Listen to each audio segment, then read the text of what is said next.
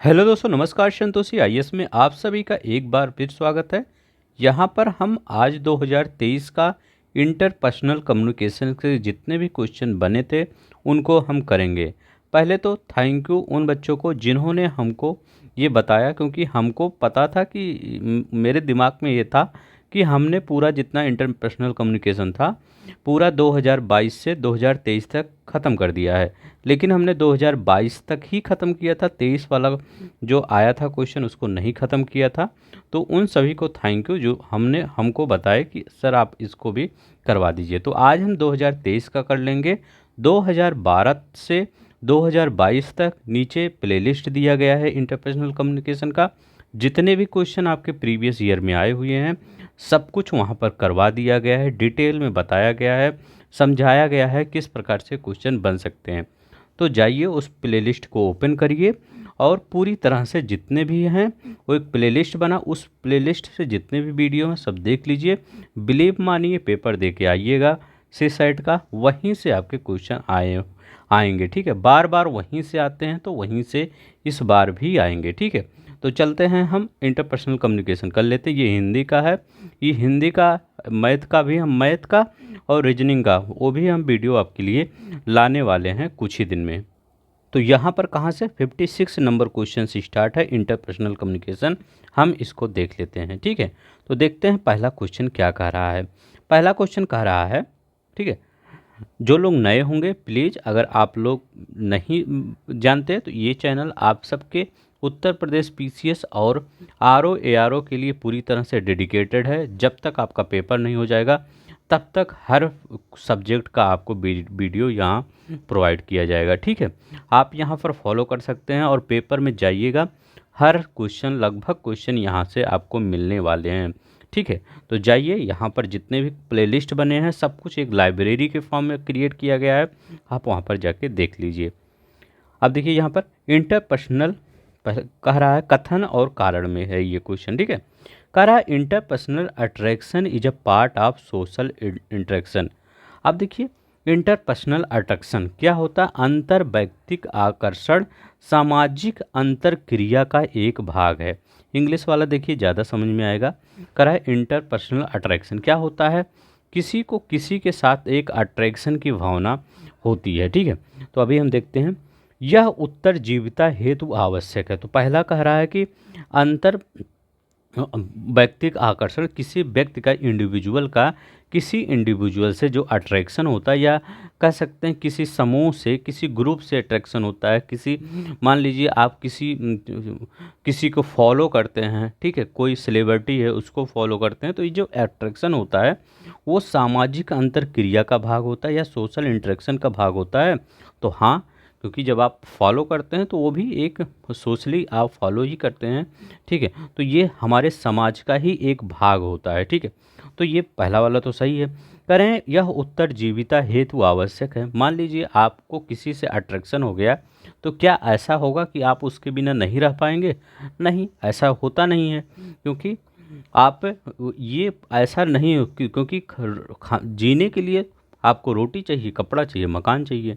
ठीक है, ये आप, ये है नहीं कि आप किसी के बिना नहीं जी सकते, ऐसा तो होगा नहीं, आप जी सकते हैं। ठीक है, तो ये उत्तर जीविता के लिए आवश्यक है, तो ऐसा नहीं है। ठीक है, it is necessary for survival, ऐसा कोई नहीं है कि किसी के बिना आप नहीं रह सकते। ठीक है, आप कुछ दिन तक उसके मतलब हो सकता है उसके बारे में सैड फील करें या अपने आप को एलोन समझें कि मैं अकेला हूँ, लेकिन कुछ समय के बाद फिर आप उसी रास्ते पे आ जाते हैं। ठीक है, तो ये अलग गलत है। तो आपका कौन सा सही है? ये एक सामाजिक अंतरक्रिया का भाग है, सोशल इंटरेक्शन का भाग है अट्रैक्शन। तो ये पहला वाला सही है, ये सही है और आर गलत है। ये देखिए यहाँ पर एक्सप्लेनेशन भी दिया गया।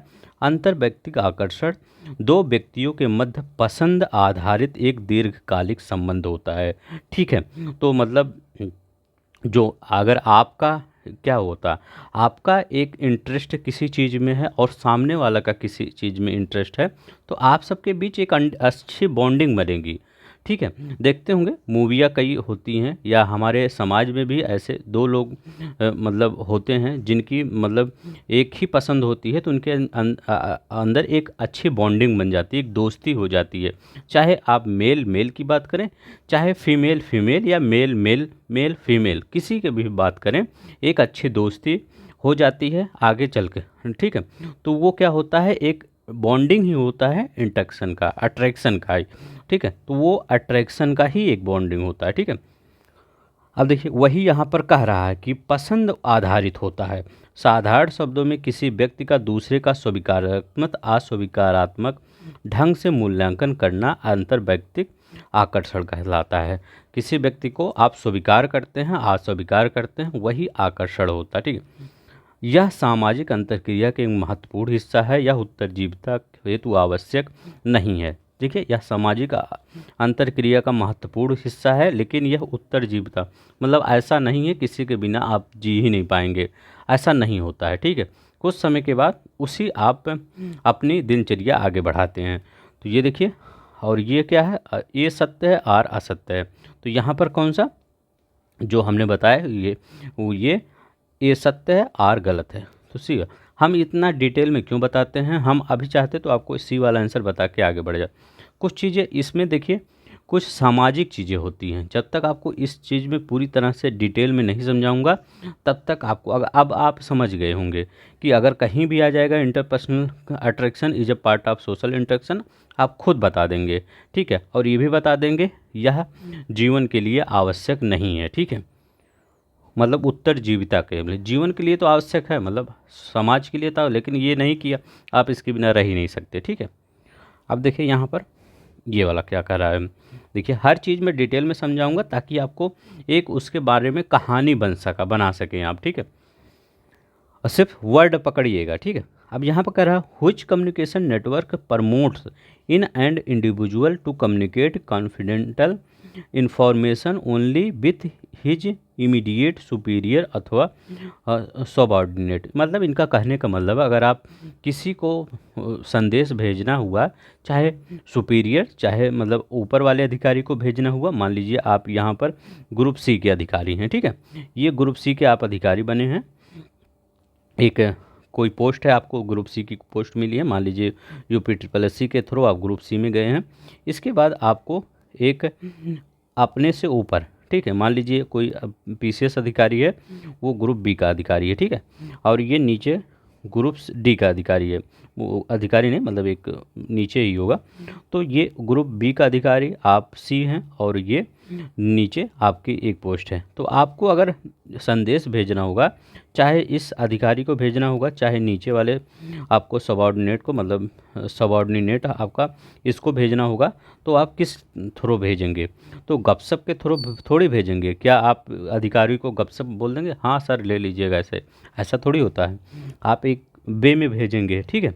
तो यहाँ पर गपशप श्रृंखला नहीं, समूह थोड़ी बोलेंगे, यहाँ भी कुछ लोग हैं, यहाँ भी सब लोग मिलके एक थोड़ी भेजेंगे। सब आप ही आपको भेजना है तो आप सीधे भेज दीजिए।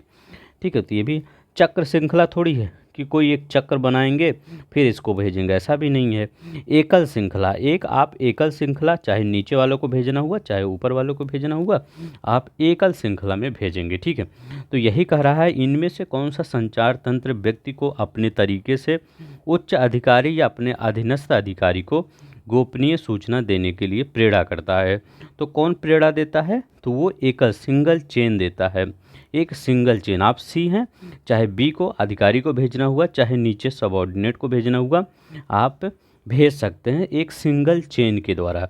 ठीक है। किसके द्वारा? एक सिंगल चेन के द्वारा, ना कि कई लोगों की इसमें ज़रूरत पड़ेगी। ठीक है। अब देखते हैं नीचे लिखा क्या गया है। संचार एकल श्रृंखला का तंत्र किसी व्यक्ति को अपने से उच्च अधिकारी तथा अपने से अधीनस्थ अधिकारी को गोपनीय सूचना देने के लिए प्रेरणा देता है।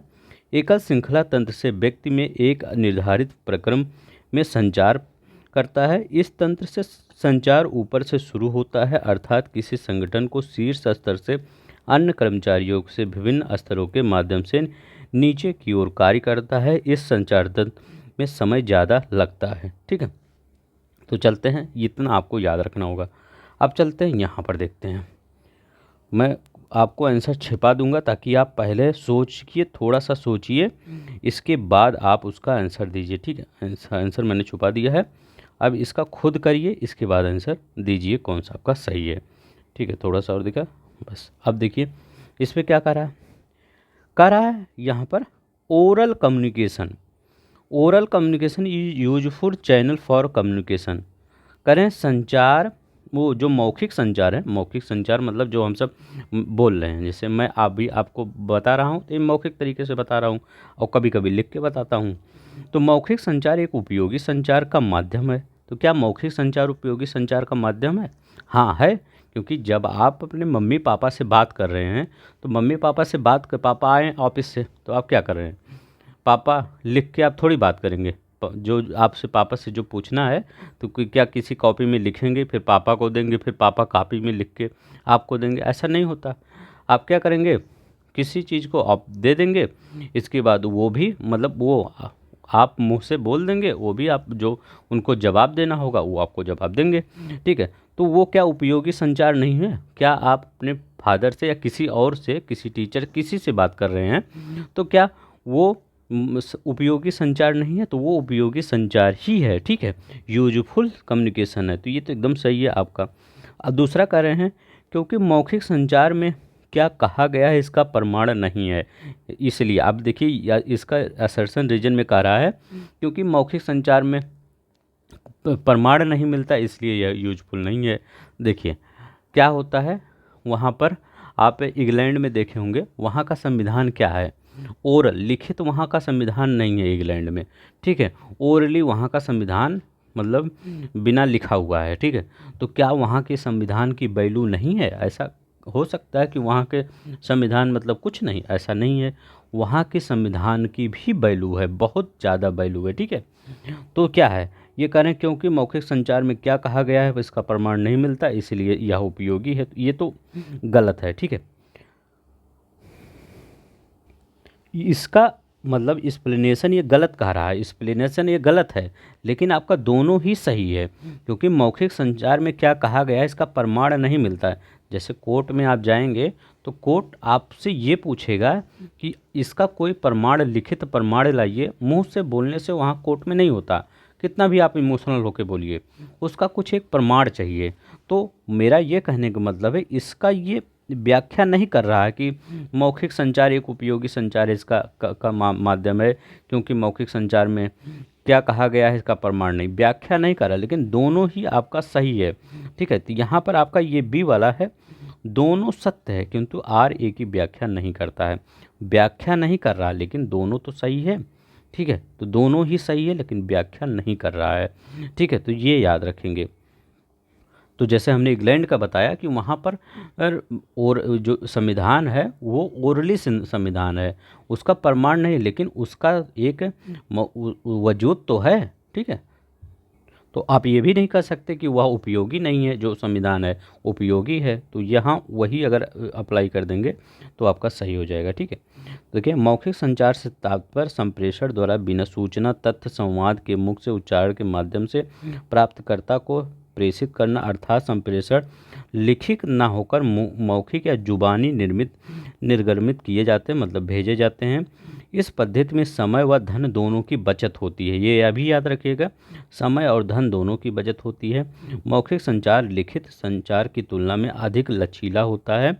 मौखिक संचार में क्या संचार हुआ है इसका प्रमाण नहीं रहता, इसे संप्रेषण के पश्चात पुनः प्रस्तुत नहीं किया जा सकता। जैसे कोई बात हुई तो वही बात पुनः नहीं दोहराई, जब तक आप रिकॉर्डिंग नहीं करेंगे, लिखेंगे नहीं, तब तक वो दूसरी जो आपने बात पिछला किया है आप अभी नहीं उसको उसी हूबहू प्रेजेंट कर सकते। ठीक है, अब अच्छा, अब मतलब दोनों सत्य है किंतु का अभिकथन का कारण सही नहीं है। तो ठीक है, ये याद रखेंगे। चलते हैं नेक्स्ट देखते हैं, यहाँ पर देखते हैं नेक्स्ट क्या कर रहा है। देखिए इंटरनल कॉन्फ्लिक्ट, ये इंटरनल कॉन्फ्लिक्ट मतलब समझ सकते हैं एक डिप्रेशन टाइप की, ये मतलब ये कह रहा है आपका कि डिप्रेशन टाइप में it occurs when people receive information incompatible with their value system is known as. आंतरिक तनाव जब एक ऐसी स्थिति के कारण उत्पन्न हो जो अपने आंतरिक मूल्यों के विरुद्ध सूचना प्राप्त होने से होता है, उसे किस रूप में जाना जाता है? तो बताइए उसको किस रूप में जाना जाता है?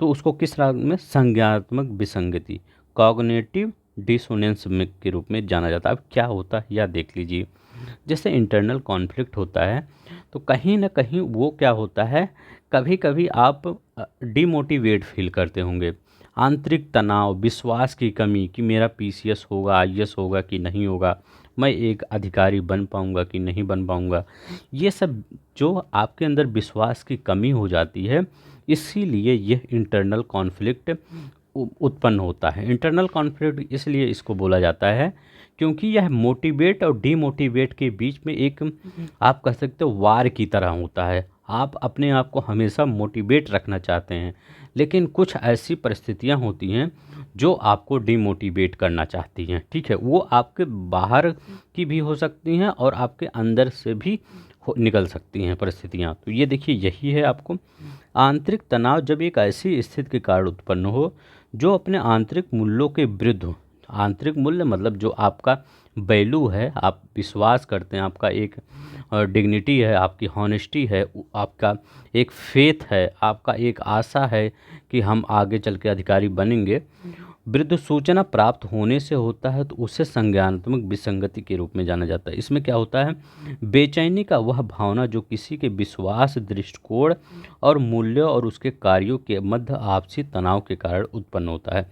चाहे आप विश्वास की बात करें, दृष्टिकोण की बात करें, मूल्यों की बात करें, ठीक है, यही सब में क्या होता है, इसी सब में थोड़ा थोड़ा हमको, मतलब सभी चीज़ को, ये क्या होता है, थोड़ा सा डर होता है। ठीक है, कि विश्वास में भी एक डर समा जाता है कि आगे भविष्य क्या होगा। ठीक है, लियोन फिस्टिंगर, याद रखिएगा, लियोन फिस्टिंगर ने 1950 के दशक में इस अवधारणा को विकसित किया। तो इनका नाम याद रखिएगा, कौन, किसका नाम, लियोन फिस्टिंगर। ठीक है, इनका नाम याद रखिएगा, बहुत इंपॉर्टेंट है। और ये विश्वास, दृष्टिकोण और मूल्यों में आपसी तनाव, ठीक है, 1950 में विकसित किया गया। इस अवधारणा का व्यापक अध्ययन मनोविज्ञान में कहा जाता है। तो मनोविज्ञान एक सब्जेक्ट भी होता है ना, तो याद रखिएगा उसी में किया जाता है, जिसको आप साइकोलॉजी भी कहते हैं। ठीक है, इसका एक सब्जेक्ट होता है, उसमें डिग्री भी मिलती है। ठीक है, तो चलते हैं यहाँ पर, देखते हैं निम्नलिखित में से कौन सी एक प्रणाली अनौपचारिक संचार नेटवर्क का प्रकार नहीं है। अनौपचारिक मतलब is an informal communication network. ठीक है, तो वो कौन सा नहीं है। अब देखिए, इनफॉर्मल कम्युनिकेशन होता क्या है। देखिए, इनफॉर्मल कम्युनिकेशन ये होता है, जैसे आप अपने घर में बैठे हैं, घर परिवार वालों से बात कर रहे हैं, तो वो फॉर्मल नहीं कहलाएगा, वो इनफॉर्मल कहलाएगा। आप अपने दोस्तों से व्हाट्सएप चैट कर रहे हैं, या आप अपने दोस्तों में गपशप मार रहे हैं, ठीक है, किसी बात को लेकर, तो ये सब जानते हो इनफॉर्मल होता है। फॉर्मल का क्या होता है, जो एक ऑफिस में होता है, ठीक है, चाहे वो गवर्नमेंट ऑफिस हो चाहे प्राइवेट ऑफिस हो, एक फॉर्मल तरीके से जो सूचनाएं आदान प्रदान की जाती हैं वो फॉर्मल होता है।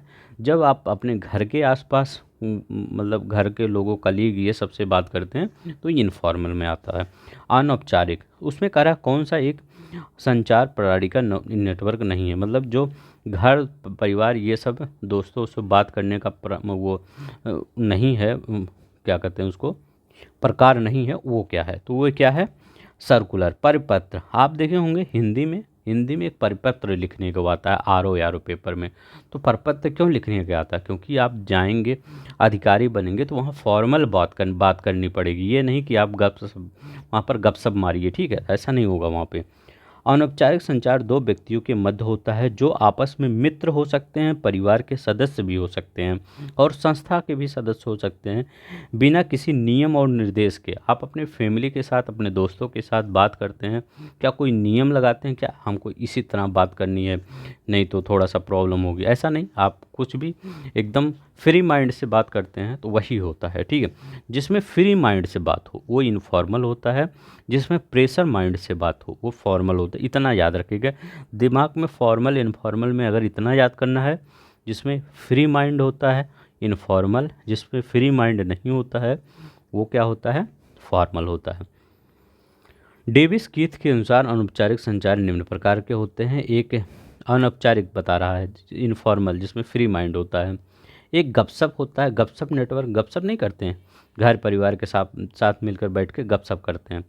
गुच्छ नेटवर्क, क्लस्टर नेटवर्क होता है, कई लोगों का बीच आपका नेटवर्क बना होता है, कई दोस्तों का ग्रुप बना होता है, उस पर आप चैटिंग करते हैं, तो वो वही होता है। और संभाव्य प्रोबेबिलिटी नेटवर्क होता है, कई लोग ऐसे मिल जाते हैं जो उसको आप जानते भी नहीं, उनसे भी कुछ ऐसी बातें हो सकती हैं, ठीक है, तो ये ऐसे याद रखेंगे। अब देखिए यहाँ पर क्या होता है, संचार की स्पष्टता प्रभावपूर्ण संचार प्रक्रिया के लिए आवश्यक है, क्योंकि एडिक्वेसी, पर्याप्तता एवं टाइमिंग प्रभावपूर्ण संचार प्रक्रिया के लिए आवश्यक नहीं है। अब देखिए यहाँ पर दो चीज़ कह रहे हैं clarity of communication is a essential for effective communication process. अच्छा बताइए, ये पॉजिटिव लग रहा है कि आपको निगेटिव लग रहा है? मैं अगर कहूँ कि आप आवाज़ में साफ बोलिए, अगर मेरी आवाज़ में आपको पढ़ा रहा हूँ, मेरी आवाज़ साफ नहीं आएगी, स्पष्ट नहीं आएगी, तो क्या आप हमसे पढ़ना पसंद करेंगे? नहीं पसंद करेंगे। इसीलिए जब आप क्लियर कम्युनिकेशन करेंगे तो वो इफ़ेक्टिव प्रोसेस का के अंतर्गत आएगा, एक इफ़ेक्टिव कम्युनिकेशन के अंतर्गत आएगा। तो इसमें यही कहा गया, संचार की स्पष्टता प्रभावपूर्ण संचार प्रक्रिया के लिए आवश्यक है। संचार की स्पष्टता मतलब क्या है? क्लियरिटी ऑफ कम्युनिकेशन की बात कर रहा है, ठीक है। ये तो आपका सही हो गया, मतलब पहला वाला आपका एकदम सही हो गया। दूसरा देखिए, ये यही बता रहा है कि गलत बता रहा है? कह रहे हैं एडिक्वेसी एवं टाइमिंग समय निर्धारण प्रभावपूर्ण संचार की प्रक्रिया के लिए आवश्यक नहीं है। देखिए एक बात जान लीजिए, समय सबसे इम्पोर्टेंट होता है किसी कम्युनिकेशन को प्रोसेस करने के लिए। टाइमिंग बहुत महत्वपूर्ण होती है। क्यों महत्वपूर्ण होती है, इसका मैं एकदम बहुत सटीक एग्जांपल देता हूँ। देखिए क्या होता है, गवर्नमेंट, चाहे कोई भी गवर्नमेंट हो, कांग्रेस हो, बीजेपी हो, अदर गवर्नमेंट, कोई भी गवर्नमेंट हो, अपने यहाँ की गवर्नमेंट हो या विदेशों की गवर्नमेंट हो, कोई भी गवर्नमेंट कोई स्कीम लाती है तो वो टाइमिंग देख के लाती है। वो देखती है कहाँ पर चुनाव है, ठीक है, ये देखती है चुनाव किस समय आ रहा है। तो कोई बहुत बड़ी स्कीम अगर लानी हुई, चाहे स्कीम हुई, कोई योजना हुई, चाहे कोई बिल पास करना हुआ, तो गवर्नमेंट हमेशा टाइमिंग देख कर करती है कि इस टाइमिंग पर अगर हम इस योजना को लाएंगे, इस स्कीम को लाएंगे, इस बिल को लाएंगे, तो ये जनता के ऊपर इसका ज़्यादा इफेक्ट पड़ेगा और हो सकता है हमारा वोट बैंक भी बढ़ जाए, ठीक है, और बढ़ता भी है। अगर अच्छा बिल होता है, अच्छा योजना होता है, तो गवर्नमेंट का वोट बैंक ज़रूर बढ़ता है, ठीक है। तो वही होता है, क्यों हमेशा इलेक्शन के समय ही महत्वपूर्ण बिल, महत्वपूर्ण योजनाएं लॉन्च होती है। क्यों? क्योंकि गवर्नमेंट टाइमिंग देखती है। टाइमिंग क्या है? टाइमिंग उसको, तो यही कह रहा है कि टाइमिंग आवश्यक नहीं है, तो एकदम गलत है। टाइमिंग आवश्यक होता है, बहुत आवश्यक होता है। अब देखते हैं यहाँ पर बात क्या कर रहा है। तो पहला कह रहा है ट्रू है बट आर फॉल्स है, तो वही हम यहाँ पढ़ रहे थे कि पहला वाला तो सही कह रहा है, दूसरा वाला एकदम गलत कह रहा है, ठीक है। एक प्रभावी संचार के निम्न गुण हो सकते हैं: स्पष्टता, पूर्ण, संक्षिप्त और दयालु, ठीक है। तो ये अगर स्पष्टता होना चाहिए और सही भी होना चाहिए, ये नहीं कि आप किसी से कम्युनिकेशन कर रहे हैं, संचार मतलब किसी से बातचीत कर रहे हैं कि आप गलत चीज़ें बता रहे हैं, ठीक है, तो आप उसको सही चीज़ें बताइए ताकि वो आपकी बातों को अच्छी तरीके से सुने, बार बार सुने, ठीक है। पूर्ण होना चाहिए, अधूरी बात नहीं करना चाहिए। मैं अभी आधा पेपर करके इसके बाद छोड़ के चला जाता हूँ, तो आप क्या पसंद करेंगे? नहीं, हमको पूरा जितना भी क्वेश्चन आया है कम्युनिकेशन का उसको पूरा करवाना है, ठीक है। संक्षिप्त होना चाहिए, अब इतना नहीं हम 3-4 घंटे का लेक्चर बना दें, उसी में बात करते रहें, ठीक है। हम कम से कम जितना भी समझा रहे हैं उतना एक एडुकेट मतलब अच्छे तरीके से समझा के संक्षिप्त में करके आपको देना है। थोड़ा सा दयालु भी होना चाहिए, ठीक है, मतलब ये नहीं कि मैं आपको डांट डांट के पढ़ाऊँ, ठीक है, एक अच्छे वे में, एक मतलब अच्छे वे में पढ़ाऊँ, जैसे मैं पढ़ा रहा हूँ इसी तरह, ठीक है। तो इस संचार के 5 सी भी कहा जाता है। एक, संचार प्रभावी तभी होगा, मतलब एक बोलचाल भाषा तभी कम्युनिकेशन इस तभी प्रभावी होगा जब वो पूर्ण रूप से स्पष्ट हो तथा प्राप्तकर्ता को उसी प्रकार से समझ में आए जिस अनुरूप में उसे संप्रेषित किया जा रहा है। मैं जो आपको पढ़ा रहा हूँ अगर एक स्पष्ट तरीके से पढ़ा रहा हूँ तो आपको एकदम समझ में आएगा, पूरी तरह से समझ में आएगा। अतः एक कथन सत्य है, तो पहले वाला एकदम सही है। दूसरे कारण, पर्याप्तता एवं समय निर्धारण संप्रेषण अति आवश्यक है। समय संप्रेषण को प्रभावित करता है? प्राप्तकर्ता संप्रेषित संदेश पर कैसे प्रतिक्रिया करता है? आर असत्य है। ठीक है, वही समय की बात करें, समय बहुत इंपॉर्टेंट होता है किसी संप्रेषण में। ये बताइए, करें निम्नलिखित विकल्पों में किस एक विकल्प को चुनने का अफवाह सुलझाने का तरीका ना हो? Select the alternative form of the following which is not the delaying with rumours. क्या होता है, आप मान लीजिए आप अधिकारी बन गए, ठीक है, आप किसी जिले के एसपी हैं, ठीक है, आप उस क्षेत्र के, मान लीजिए अगर आप एसपी हैं तो आप क्या करेंगे, आपके यहाँ पर कोई एक मतलब दंगा हो गया, और किसके कारण? एक अफवाह के कारण। तो उसको क्या क्या तरीका हो सकता है कि आप उस तरीके से आप उस दंगे को सुलझा सकते हैं, ठीक है। तो आपकी रिस्पॉन्सिबिलिटी होगी, ठीक है, कि आप उस अधिकारी हैं, बड़े अधिकारी हैं, तो आपकी रिस्पॉन्सिबिलिटी होगी किस प्रकार से उस अफवाह को, जो अफवाह फैली है, उस अफवाह को शांत करना। तो क्या करेंगे, अब देखिए यहाँ पूछा गया है क्या तरीका नहीं हो सकता, तो यहाँ पर नहीं वाला भी देखेंगे, क्या नहीं हो सकता। अब देखिए क्या हो सकता है, पहले उसको देख लेते हैं कि यहाँ पर आप अधिकारी हैं तो कैसे सुलझा सकते हैं। पहले आप क्या करेंगे, प्रोवाइडिंग फैक्ट, तथ्य उपलब्ध करा के, क्योंकि वो अफवाह है को, तो कोई आप अच्छा मतलब तथ्य उपलब्ध कराएंगे जो रियल होगा, क्योंकि अफवाह तो हमेशा फेक ही होती है। तो जो रियल तथ्य है उसको सोशल मीडिया पर प्रसार करवाएंगे, हर जगह टीवी चैनल पर या और नेटवर्क पर प्रसार करवाएंगे, बताएंगे, बोर्ड लगवाएंगे कि ये चीज़ें हैं, ठीक है, चौराहों पे बोर्ड लगवाएंगे कि ये चीज़ें हैं, इस अफवाह से बचा जाए। तो ठीक है, तो तथ्य उपलब्ध करा करके ये एकदम सही है, आप अच्छा फैक्ट उपलब्ध कराएंगे कि इस अफवाह से आपको बचना चाहिए। दूसरी क्या है, कारणों को कम करना, ठीक है, रिडक्शन ऑफ काजेज, ठीक है, तो कारणों को कम करेंगे, ठीक है, मान लीजिए बहुत से कारण है उस अफवाह के, तो उसको धीरे धीरे आप कम करेंगे कि किस कारण से यह अफवाह फैल रहा है। कोई मतलब शरारती ग्रुप है, वो अपना नेटवर्क फैलाया हुआ है, ठीक है, सोशल मीडिया के तरफ से नेटवर्क फैला रहा है, क्षेत्र में दंगे फैला रहा है, तो उसको कम करेंगे, ठीक है। तो ये भी आपको सही है करना है। विश्वसनीय स्रोतों का प्रयोग करना, हाँ, विश्वसनीय स्रोतों का प्रयोग भी करेंगे। कुछ चीज़ें ऐसी भी आ जाती हैं जहाँ पर विश्वसनीयता शून्य हो गई है, ठीक है। आजकल के सोशल मीडिया के ज़माना में हर चीज़ की विश्वसनीयता बनाए रखना बहुत ही मुश्किल है, ठीक है। तो सब क्लिक बिट रेट पर चल रहा है, ठीक है।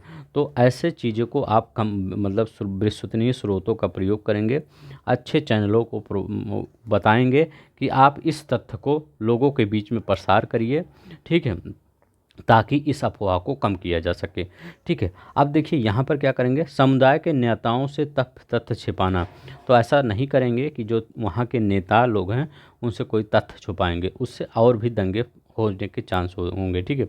तो कोई तथ्य आप नहीं छुपाएंगे, क्योंकि ये एक आप जिम्मेदार रिस्पॉन्सिबल ऑफिसर हैं, ठीक है। तो ये वाला डी वाला आपका सही हो जाएगा, ठीक है। तो ये सब आपको करना पड़ेगा, अधिकारी बन जाएंगे, ये सब जो मैं पढ़ा रहा हूँ तब आपको याद आएगा कि हाँ सर बताए थे, यही सब हमको करना है, ठीक है। तो मैं चाहता हूँ कि आप जल्दी से अधिकारी बने और इस सब चीज़ को फॉलो करें, ठीक है, अपने क्षेत्रों में। अफवाह एक ऐसी सूचना होती है जिसकी सत्यता संदेह में होती है और इसकी पुष्टि नहीं की जा सकती। अफवाह की 3 मुख्य विशेषताएं होती हैं। ये मौखिक रूप से प्रसारित होती हैं, ये व्यक्ति घटना स्थिति के बारे में जानकारी प्रदान करती है, ये समुदाय भावनात्मक ज़रूरतों को व्यक्त करती है। अफवाह को सुलझाने के तरीके हो सकते हैं, तथ्य उपलब्ध कराना, कारणों को कम करनी है, विश्वसनीय स्रोतों का प्रयोग करना, ठीक है। अब देखिए ये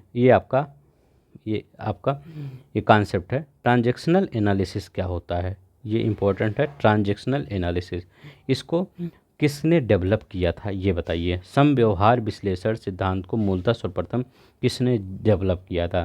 तो ये क्वेश्चन आपका फैक्ट बेस है, इसको याद करिए। एरिक बर्न ने ट्रांजैक्शनल एनालिसिस डेवलप किया था, ठीक है। इसके बारे में थोड़ा सा देख लेते हैं हम, यहाँ क्या करा है।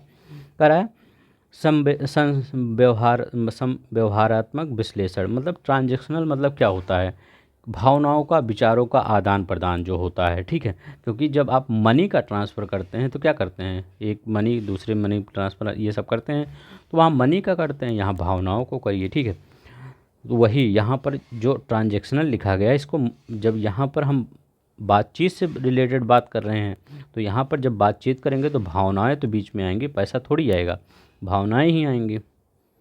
अब यहाँ पर देखते हैं, करा है मनोविज्ञान चिकित्सक एरिक बर्न ने 1950 में, अभी एरिक बर्न ने पूछा था, बाद में पूछेगा, एरिक बर्न ने संव्यवहारात्मक विश्लेषण ट्रांजैक्शनल विश्लेषण का सिद्धांत किस वर्ष दिया? तो 1950 में याद रखेंगे। कब?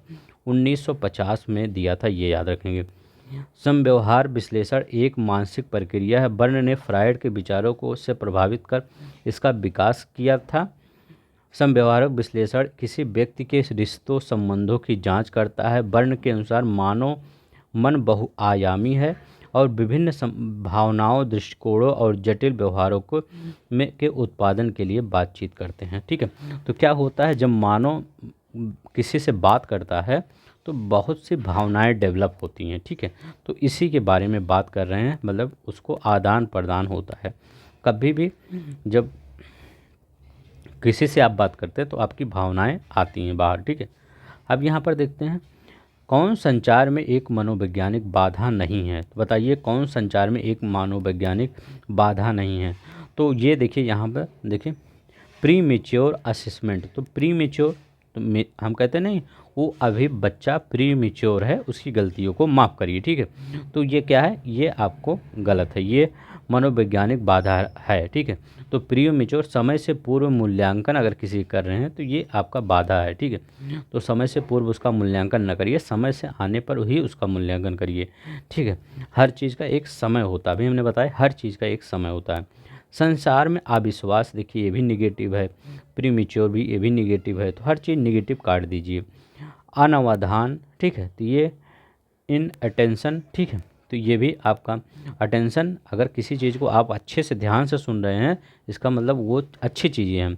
अब इन अटेंशन सुन रहे हैं, मतलब ये तो व्यवहार, मतलब किसी चीज़ की कोई मैं बात कर रहा हूँ, मैं आपको पढ़ा रहा हूँ, मतलब आप अटेंशन से नहीं सुन रहे हैं। ठीक है, तो ये आप क्या होगा, संचार में तो बाधा ही होगा ना, मैं पढ़ा रहा हूँ, आप सही से नहीं सुन रहे हैं, तो ये इन अटेंशन ही होगा।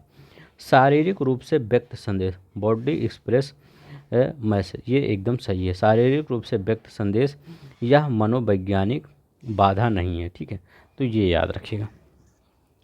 कभी कभी कुछ संदेश शारीरिक रूप से भी व्यक्त किए जा सकते हैं, जैसे हम हाथ हिलाते हैं, बोलते नहीं हैं, हाथ हिलाते हैं, मतलब हम किसी से बाय टाटा ये सब कर रहे हैं, तो यही होता है। ठीक है, मनोवैज्ञानिक बाधा को भावनात्मक बाधाएं भी कहते हैं। मनोवैज्ञानिक बाधा उस व्यक्ति की मनोवैज्ञानिक स्थिति को संदर्भित करती है जो संवाद करने की क्षमता की गहराई को प्रभावित करती है। उदाहरण से समय से पूर्व मूल्यांकन, संचार में अविश्वास, अनवधान, भावनाएं, स्थिति चेतना, दृष्टिकोण आदि। ठीक है, शारीरिक रूप से व्यक्त संदेश संचार के मनोवैज्ञानिक बाधा नहीं है। ठीक है, अब देखते हैं यहाँ पर ये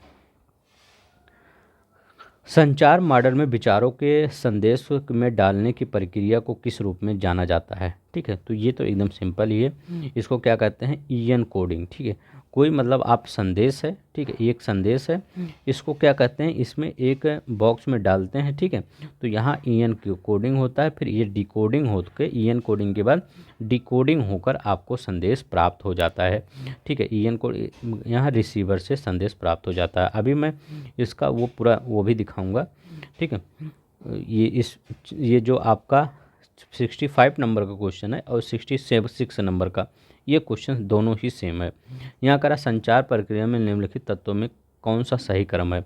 वही जो अभी कह रहा हूँ वही है, अभी उसमें इसका पूरा आप जो ईएन कोडिंग है इसका पूरा यहाँ पर मैं समझा रहा हूँ। ठीक है, अब देखिए यहाँ पर क्या होता है, कह रहे हैं कि जो आपके पास एक संदेश है उसको अगर शुरू से यहाँ तक भेजना है तो कौन कौन से प्रोसेस से होकर ये जाएगा। यहाँ पर कह रहे हैं ये कौन कौन से प्रोसेस से होकर ये जाएगा। ठीक है, अगर यहाँ संदेश से यहाँ तक रिसीव होने तक कौन कौन से प्रोसेस से गुजरना पड़ेगा। तो ये देखिए, पहले क्या आपके पास होता है? तो पहले आपके पास होता है ये सोर्स। ठीक है, तो यहाँ पर अगर हम पहले सोर्स, अगर आपके पास कोई भी सोर्स तो होगा, अगर किसी के पास कुछ चीज़ें भेजना होगा तो कोई सोर्स तो होगा, तो कौन से सोर्स से आप भेज रहे हैं? तो ये भी तो होना चाहिए कि आप ओरल भेज रहे हैं, लिख के भेज रहे हैं। ठीक है, तो ये सब सोर्स किस सोर्स से आप भेज रहे हैं। इसके बाद किससे भेजेंगे? आपके बाद इसके बाद मैसेज होना चाहिए। अब मैं यहाँ लिख देता हूँ 1 नंबर का, 2, 3, 4, 5, 6, ठीक है, 6 ये ना, हाँ 6। अब आपके पास एक मैसेज होना चाहिए। सोर्स तो हो गया, लिख के भेज रहे हैं, ओरल भेज रहे हैं, कैसे भेज रहे हैं, अब वो क्या हो, कोई मैसेज होगा तभी तो भेजेंगे, तो वो मैसेज हो गया। दूसरा क्या हो जाएगा, मैसेज हो जाएगा, ठीक है, मैसेज होगा। इसके बाद मैसेज के बाद कौन सा आएगा, मैसेज के बाद अभी हम ऊपर जो पढ़े थे ई एन कोडिंग होगा, ठीक है, ई एन कोडिंग हो जाता है किस, कौन सा नंबर का, ये दूसरे नंबर ई एन कोडिंग हो। ई एन कोडिंग के बाद क्या हो जाएगा, ई एन कोडिंग के बाद आपका हो जाएगा रिसीवर, ठीक है, तो ई एन कोडिंग के बाद कौन सा हो जाएगा, रिसीवर, ठीक है, रिसीवर, ठीक है, यहाँ डिकोडिंग भी लिखा रहना चाहिए लेकिन वो नहीं है, रिसीवर याद रख लीजिए ना, उसको काट दिए हैं तो बीच में से, तो रिसीवर भी हो गया, ठीक ठीक है। तो यहाँ पर इसके बाद रिसीवर हो गया, इसके बाद उसमें क्या होगा, अब जब रिसीव कोई चीज़ हुआ तो उसमें क्या होगा, शोर होगा, अच्छा रिसीव हुआ। मान लीजिए कोई चीज़ हम यहाँ से मतलब यहाँ से ये इधर पास कर रहे हैं, तो यहाँ पर जब निकल गया इधर रिसीव हुआ, तो वहाँ पर आप रिसीव जो प्रोडक्ट निकला तो आप देखेंगे कि किस प्रकार से है, तो उसमें क्या हो सकता है, नॉइस भी हो सकता है, ठीक है। तो जब नॉइस भी हो सकता है तो आप लास्ट में क्या देंगे, फीडबैक देंगे, ठीक है, फीडबैक देंगे, ठीक है। तो लास्ट में 5वें फीडबैक देंगे।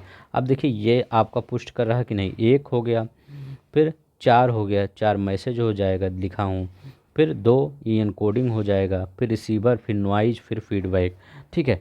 तो लास्ट में जो आपका आउटपुट निकलेगा वो नॉइज फ्री है कि नॉइज उसमें है, तो ये सब देखा जाएगा। लास्ट में आप फीडबैक, फीडबैक कब दिए, एकदम लास्ट में दिया जाता है ना। अगर 5वां आप देखेंगे तो ये तो दोनों ऐसे ही कट गया, बच्चा आपका ये बचा, आपका ये बचा, ठीक है। तो आप ऐसे ही देख लीजिए। वैसे भी आप जब कोई चीज़ मान लीजिए कोई आपने फ़्लिपकार्ट या अमेज़ॉन से कोई चीज़ मंगाया, तो लास्ट में क्या होता है, जब आप सब परचेज उरचेज कर लेते हैं, लास्ट में फ़ीडबैक देते हैं, क्या इसका अच्छा है, मतलब जो प्रोडक्ट आया है ख़राब है, ठीक है, तो वही होता है। तो ये पहला वाला, चलते हैं नेक्स्ट देखते हैं। ये देखिए यही है source of communication, message, encoding, receiver, noise, feedback. Feedback last में ही होगा, ठीक है। अब यहाँ देखिए कौन सर्वर का तत्व नहीं है, बताइए कौन सर्वर का तत्व नहीं है। अब यहाँ पर देखते हैं, सर्वर संचार प्रक्रिया का एक अत्यंत महत्वपूर्ण अंग है। सर्वर भौतिक और मानसिक दोनों प्रक्रियाएं सम्मिलित होती हैं। सर्वर में ध्यान होता है, समझना होता है, व्याख्या करना होता है, मूल्यांकन करना होता है, प्रतिक्रिया करना होता है, आदि अंतर संबंधित क्रियाएं सम्मिलित होती हैं। संदेश, ध्यान, संवेदन, मूल्यांकन, निष्पक्षता होना चाहिए, विश्वसनीयता, कोई चीज़ आप बता रहे हैं उसमें विश्वसनीयता होना चाहिए, और प्रतिक्रिया, मैं आपसे कोई बता रहा हूँ तो आप कमेंट बॉक्स में उसका प्रतिक्रिया दीजिए, किस प्रकार से हमने आपको बताया, किस प्रकार से हम आपको पढ़ा रहे हैं, ठीक है।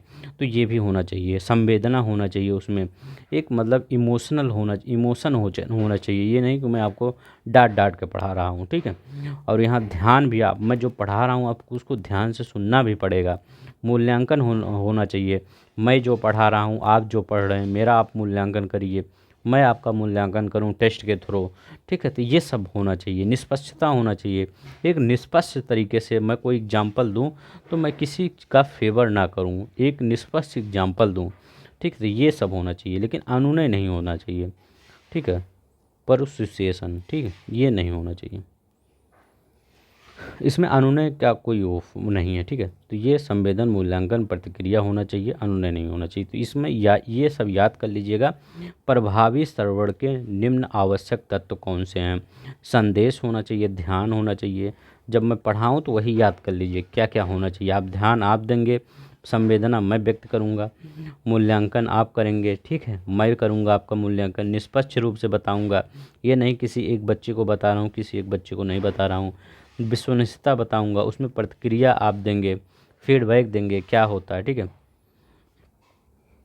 अब यहाँ देखिए पराभाषा, para language related, para language किससे रिलेटेड है, ठीक है। तो ये किससे, नॉन वर्बल कम्युनिकेशन से रिलेटेड है। तो पहले ये देखिए वर्बल नॉन वर्बल है क्या। भाषा के 3 प्रकार होते हैं, मौखिक होता है, लिखित होता है और सांकेतिक होता है। एक मौखिक तरीके से हम सब बात करते हैं, ठीक है, एक लिखित होता है जो हम लिखकर किसी को संदेश देते हैं, एक संकेत के थ्रू होते हैं जैसे हम अपने हाव भाव से बता देते हैं, ठीक है, या मतलब हाथ से बता देते हैं या मुंह से ही किसी हाव भाव से बता देते हैं कि ऐसा है। ऐसा संचार प्रणाली जिसमें बाड़ी की अपेक्षा आवाज़ के पहलुओं को ध्यान में रखकर संप्रेषण किया जाता है उसे पराभाषा मतलब पैरा लैंग्वेज कहा जाता है। देखिए आवाज़ के पहलुओं को, अब देखिए यहाँ पर कुछ मत याद करिए, याद रखिएगा।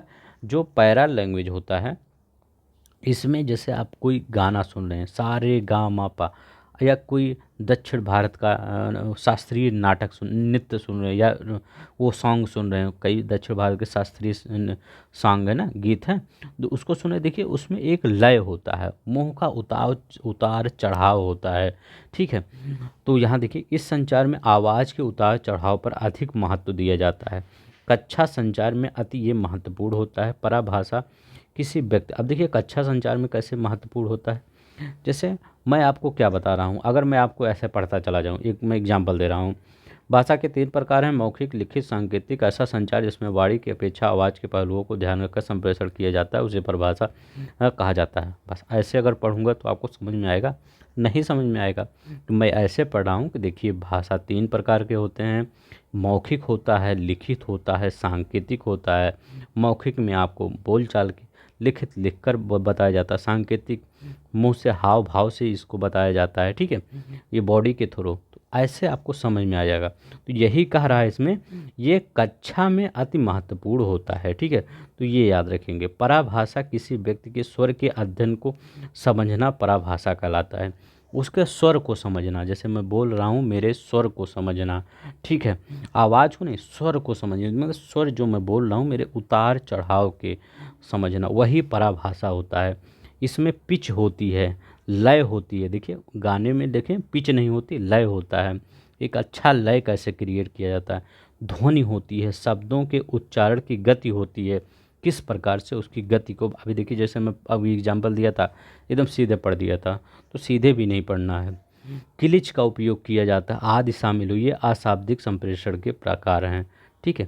तो ये किस किस संप्रेषण के प्रकार है, अशाब्दिक के, मतलब लिखित नहीं होते हैं ये, मतलब खुद बोल के भी दिग्मुखी ही होते हैं, तो याद रखेंगे। तो इसको याद रखेंगे, जब अगर आपसे कभी भी पूछे पैरा लैंग्वेज क्या होता है तो याद रखिएगा, आप बताइएगा। पैरा लैंग्वेज में पिच, लय, ध्वनि या स्वर के को अध्ययन को समझना ही पैरा लैंग्वेज कहलाता है। अब देखिए श्याम राम का मित्र है, ये सब आपका जो ये रीजनिंग है। अब रीजनिंग आ गया तो आप बताइएगा कमेंट बॉक्स में, मैं रीजनिंग भी करवा दूंगा आपका और मैथ भी करवा दूंगा, ठीक है। क्या करवाऊंगा, रीजनिंग एंड मैथ, ठीक है, मैराथन लेकर मैं करवा दूंगा, एक एक दिन में 40-50 क्वेश्चन, ठीक है। तो आपको पूरा जितने भी 2012 से 23 तक जितने भी क्वेश्चन आए हुए होंगे सब करवा दूंगा, ताकि आपको वहाँ पर जाएं और जो चाहे सीसेट हो अच्छा से नंबर लेकर आएँ, ठीक है। कभी कभी हो जाता है कि सीसेट थोड़ा सा कमज़ोर हो जाता है, ठीक है, तो उसको भी मजबूत करते रहिए साथ में, नहीं तो कभी बहुत ज़्यादा जीएस पढ़ लिए, सीसेट पता चला नहीं हुआ तो ये भी प्रॉब्लम क्रिएट होगा, कभी मतलब होता नहीं है, हो सकता है कभी हो जाए, ठीक है। तो अगर बताएंगे तो मैं मैथ और रीजनिंग दोनों ही बढ़िया से करवा दूंगा। और आपका हाँ जो पुराना वीडियो है सब जाके देख लीजिए, आपको काफ़ी बेनिफिट होगा, ठीक है। जैसे यहाँ समझाया हूँ वैसे हमने पुराने सभी वीडियो में समझा दिया है, जाके आप वॉच कर लीजिए, ठीक है। आपको कहीं से कोई पेपर दे के आइएगा, यहाँ से ज़्यादा नहीं क्वेश्चन पूछा जाएगा, बार बार यही सब रिपीट करके पूछा जाता है। तो आज के बाद धन्यवाद। अगर आपको पसंद आएगा तो लाइक शेयर सब्सक्राइब कर दीजिएगा, दोस्तों को बताइएगा। सबसे अच्छा अगर कहीं पढ़ाया गया है कम्युनिकेशन, इंटरपर्सनल कम्युनिकेशन, तो यहीं पर पढ़ाया गया है, ठीक है। तो आज के लिए बस इतना ही, धन्यवाद।